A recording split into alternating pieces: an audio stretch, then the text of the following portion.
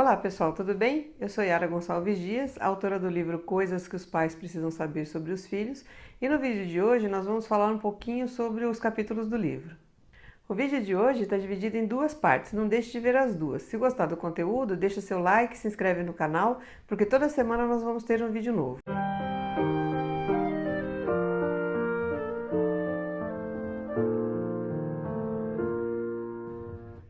Bom, o livro tem muito da minha experiência como mãe da Renata, que hoje tem 25 anos, mãe do Natan, que tem 18, muita pesquisa durante esse tempo e muito da minha experiência profissional.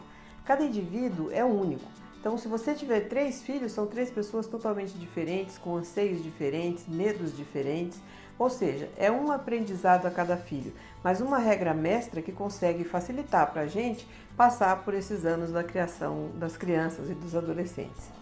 O legal do livro é que ele tem 34 capítulos, mas que você pode ler individualmente. Você pode ler o primeiro capítulo, depois ler o 15º, voltar para o 6º. E isso foi uma forma da gente poder facilitar a leitura das pessoas. A gente sabe que as pessoas às vezes não têm muito tempo para ler o livro inteiro, pegar, esperar o final. Então, de repente, você está com uma dúvida. Eu estou com dúvida porque eu estou achando que está acontecendo um caso de bullying, por exemplo, com meu filho. Você vai lá só na seção de bullying e vê. Aí você está com uma dúvida, querendo saber se é interessante você colocar uma câmera dentro de casa para poder ver o tempo que o teu filho está em casa e você não está. Você vai lá direto no capítulo e lê. Então isso eu acho que foi bem legal para poder facilitar a leitura. A família é a base de tudo. Quem não quer ter uma família estruturada, né? Para isso é necessário que se construa um alicerce forte com base num trinômio que eu uso muito no livro: equilíbrio, reflexão e ponderação.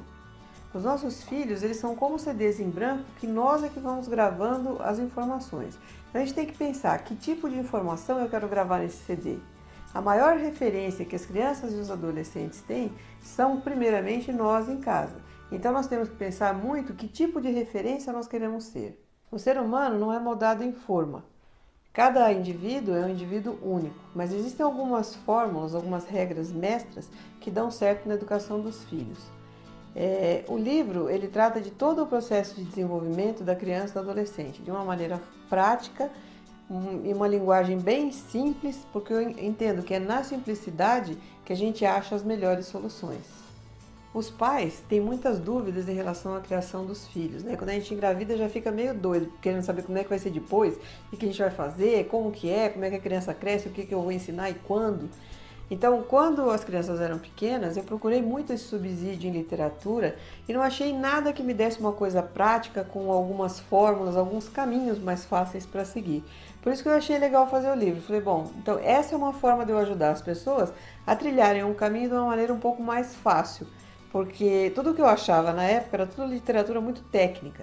Eu acho que literatura técnica é uma coisa horrível. Se você não é pedagogo, não te interessa nem um pouco o que está dizendo Vallon, Vygotsky, com aquela linguagem rebuscada e tudo mais.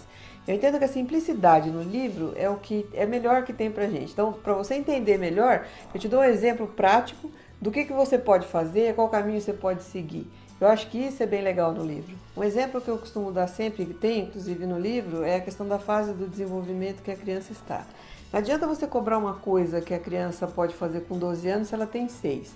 Eu mesma, enquanto mãe, sem ter feito pedagogia e sem entender de nada, eu cobrei coisa da minha filha, como por exemplo, ela só tinha tênis daquele de velcro, de fechar com o velcro.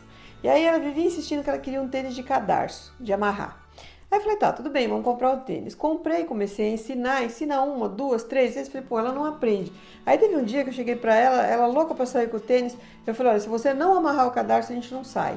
Na minha cabeça, ela já tinha condições de aprender aquilo. Mas na verdade ela não tinha, porque ela era muito pequena. Eu fui descobrir isso depois, quando eu fiz pedagogia. E aí eu achei legal colocar essa parte de desenvolvimento da criança, até para poder situar um pouco mais os pais, né? Porque às vezes a gente está ensinando uma coisa, vou ensinar você a comer com garfo e faca direitinho na mesa. Pra gente é um negócio super simples, você pegar um garfo, uma faca, cortar a comida, colocar no prato e tudo mais. Mas pra eles não, pra eles é uma coisa difícil, muito elaborada, que naquele momento da vida eles não vão saber fazer. A educação que a gente dá para os filhos, ela reflete diretamente na sociedade. Então é muito importante que a gente tenha essa formação cidadã, impondo limites, ensinando as crianças a refletirem, porque uma coisa é certa, criança sem limite é adulto prepotente e sem limite. Uma coisa que tem que ficar muito clara para os pais é a questão de quem ensina o quê.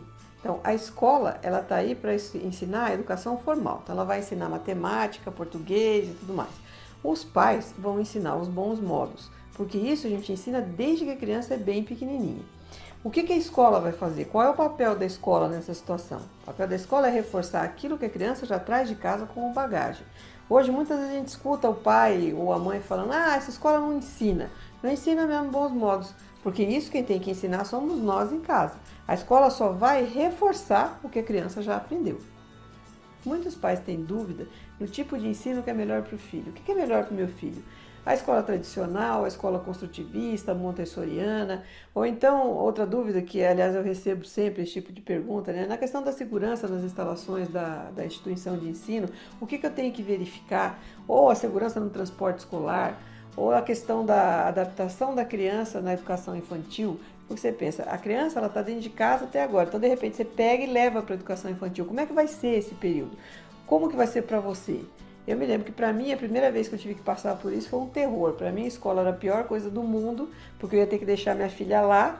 E aí, de repente, eu levei minha filha para conhecer, ela amou e queria ficar lá e não queria voltar para casa. Né? Então, deixei a Renata na educação infantil, eu tinha 2 dias para fazer a matrícula.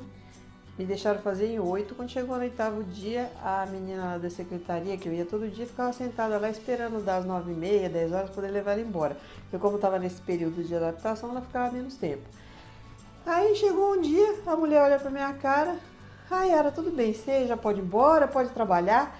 Quando ela falou isso, eu fiquei sem chão. Falei: meu Deus, eu deixei minha filha na escola, como é que eu vou deixar ela aqui? Aí eu olhei pra ela e falei: Mônica, você vai me desculpar, mas tá bom aqui, eu espero até 9h30, 10 horas, espero da hora dela sair e vou embora. Ela falou: não, querida, vai pra casa tranquila, pode trabalhar, pode fazer o que você tiver pra fazer, que a Renata tá bem, vai ficar feliz. E eu saí dali realmente sem chão, chorando, feito uma desesperada, porque para mim era um caos a minha filha ficar dentro da escola sozinha. Já imaginou? A filha desprotegida, pequena, minha primeira filha. Aí cheguei no escritório do Renato, falei para ele olhou e viu que eu já tinha chorado, perguntou o que estava acontecendo. Aí eu desabei em lágrimas e falei: eu tive que deixar a Renata na escola, aquela confusão toda. Já o Natan foi diferente. O Natan, ele não entrou na escola com 2 anos, ele entrou com 5. Ele nasceu com um problema que chama síndrome de Goldenhar, então ele teve acompanhamento médico quando ele era menor e tudo mais, ele vivia cercado de cuidados, ele ficava mais doente, né? Então nós optamos por deixar em casa até os 5 anos de idade. Quando eu levei para adaptação do primeiro ano lá na educação infantil, aí foi um desespero total, porque ele não queria ficar na escola, ele chorava e pedia para ir embora. O que não aconteceu com a Renata, aconteceu com o Natan.